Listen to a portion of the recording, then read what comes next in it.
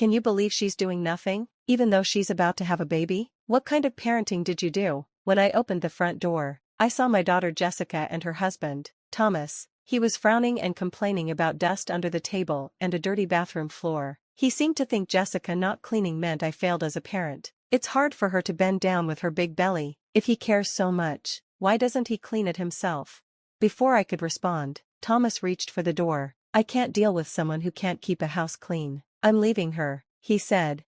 I'm Rebecca, and I turned 54 this year. I work for a big company. After losing my husband, I raised Jessica alone. It wasn't easy, but her smiles made it worth it. Jessica grew up to be kind and thoughtful, but she struggled in romantic relationships. I hoped she'd find someone in high school, but she didn't even date in college. Now, she works for a food manufacturer, and there are no rumors about her dating. I worried about her being alone when I'm gone. Then, Jessica told me she was dating a man she met through a friend. After 2 years, they got engaged, and I felt relieved. It's bittersweet to see her move out, but I'm glad she'll have a family. They live about an hour from me. Thomas is 4 years older than Jessica and very ambitious. He often works late or goes out, leaving all the chores to Jessica. I thought they should share the responsibilities but didn't want to interfere. About 6 months after their wedding, Jessica invited me to lunch to tell me she was pregnant. She always wanted kids and often talked about wanting a little brother or sister. Seeing her gently rub her belly filled me with joy. Don't hesitate to call me if you need anything, I told her before we parted. Since Jessica continued to work during her pregnancy, I made sure to check in on her regularly. When I got a big work project that required travel, she was excited for me and told me to focus on my job, assuring me she would be fine. I asked Thomas several times to look after Jessica while I focused on my work. By now, Jessica should be close to her final month of pregnancy since my project was winding down. I called to discuss plans for after the baby arrives, but to my surprise, Thomas answered the phone. Hey, Rebecca, good timing. Jessica's pretty useless and in the way, so I'm bringing her over to your place. What do you mean? I asked, but he hung up before I could get an answer. An hour later, my doorbell rang. When I opened the door, I found a disheveled Jessica standing next to Thomas. I was shocked at how much she had changed. She couldn't even muster a smile. Dark circles were under her eyes, and her hair, nails, and skin looked dry. She looked nothing like a woman in her 20s. Her fingers were cracked and bleeding, and her expression was dark, her gaze unfocused. How could she have deteriorated so much in just a few months? I let them in and had them sit on the couch. Since Jessica was too worn out to speak, I turned to Thomas for an explanation. Thomas, why is Jessica like this? Without any shame, he replied, wait, are you blaming me? She slowed down because of her big belly. You know housework is a woman's job. She even lied about feeling sick to avoid it. I couldn't believe what I was hearing. You're making a woman with morning sickness do all the chores? Morning sickness isn't a disease. She even asked me for help with chores while I've been working all day. She's not in the way. You are. Please take care of her until she gives birth. That's when I realized Thomas had no understanding of pregnancy or fatherhood. I couldn't leave my precious daughter in his care. Fine, I'll take her in. I can't trust you to care for her. When I told Thomas this, he just shrugged. If your daughter is such a mess, it's because you failed to raise her properly. With no father around, she doesn't even know how to treat her husband. I'm the one suffering here. Once the baby is born, come pick it up. Meanwhile, please re-educate your daughter. Before he left, Thomas said he wanted me to fix my daughter's upbringing by the time the baby comes. Then he just walked away, leaving Jessica behind. The nerve of that man. I deeply regret letting Jessica marry Thomas. She sat there looking down, like a doll. I knew I needed to help her feel secure, so I went to the fridge, poured some milk into Jessica's favorite cup with a bit of sugar, and warmed it up in the microwave. Be careful, it's hot, I told her as I handed it over. When she took a sip, Jessica suddenly broke into tears. I sat next to her, rubbed her back, and listened to her story. Thomas was very ambitious and kept going to work parties even after Jessica became pregnant. He would leave her alone when she needed help and demanded that she do housework even when she was feeling sick. Get up, you've been lounging around, you haven't done the dishes or laundry, he'd say. Sometimes, he would even bring home colleagues after a night of drinking and make her cook and clean for them. I clenched my fists in anger at how my pregnant daughter was being treated like a servant. Jessica told me she didn't want to hurt my career, so she put up with it. She even asked doctors to explain her pregnancy symptoms to Thomas, but it didn't help. Her in-laws lived far away and could only be reached by flight, so she couldn't rely on them either. Jessica had always put others before herself. I hugged her and said, "From now on, it's okay to prioritize yourself, Jessica. If you're struggling, don't hesitate to ask for help. I'm sorry for not realizing this sooner." I gently stroked her head. "Mom, thank you," she said, and then she cried like a child. A few days after Jessica came to stay with me, her emotional state became worse as her due date approached. When I came home from work, the house was always clean. Even when I told her to rest, Jessica would still do chores, trying to lift heavy mattresses or change burnt-out light bulbs. Sometimes, she tried to pack her bags to go home, scared of her husband's anger. I thought she might need counseling, so I went to our neighbor, who used to be a therapist, and asked for a recommendation. "Lisa, do you have a moment? I need to talk about my daughter." Lisa welcomed me into her home and listened to my story. I shared Jessica's situation, and she and her husband, Kevin, recommended a good clinic. Jessica had also been feeling off, so she started visiting the hospital. Lisa and Kevin were concerned about Jessica, so while I was at work, Lisa would check in on her. Thankfully, Jessica started to recover and smiled more like she used to as her due date approached. I took Jessica to the hospital as her contractions started. I rubbed her back and wiped her sweat, encouraging her through the pain. As the contractions became closer together, I watched Jessica walk into the delivery room and sat in a chair, feeling restless and eager.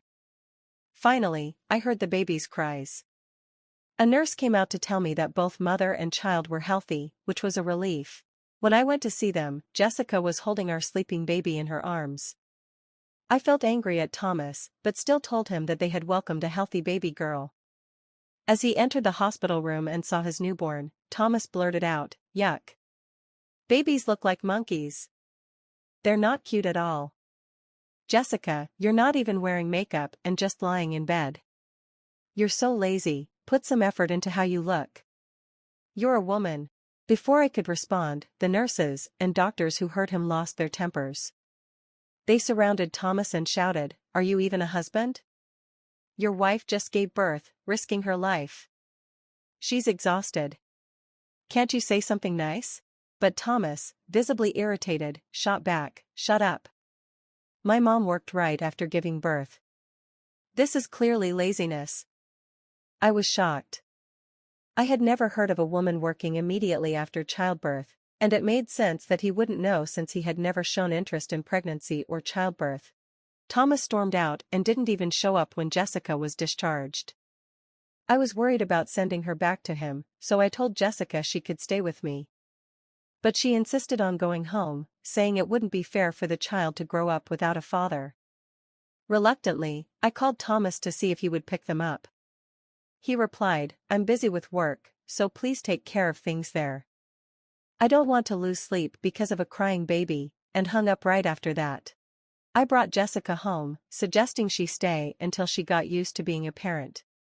Thomas hadn't bought any baby essentials, so we went shopping to create a nurturing environment. He hadn't even thought about a name for the baby because he was too focused on work, so Jessica and I chose one together. We named her Sarah. Our neighbors, Lisa and her husband, knew about the situation and helped with childcare, so Sarah grew up well. About 3 months after Sarah's birth, Thomas showed up unannounced to pick up Jessica and Sarah. "Hey. I'm here to pick you up. Hurry up.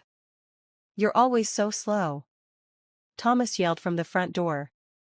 By this time, Jessica's emotional instability after childbirth had settled, and she fully understood how terrible Thomas was. She had made up her mind to divorce him and had no intention of going back.